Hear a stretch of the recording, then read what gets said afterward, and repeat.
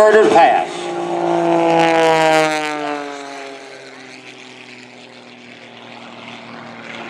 Now look at that. Real negative G's. That is very, very hard on the body. And remember, when you're flying upside down, everything is backwards. Left is right, right is left, up is down, and down is up. You got to think about that with your control stick and your rudders and such, because it totally reverses your train of thought.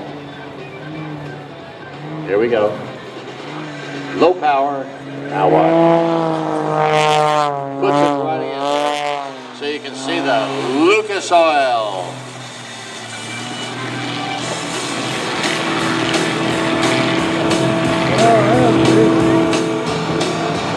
Now watch this turn.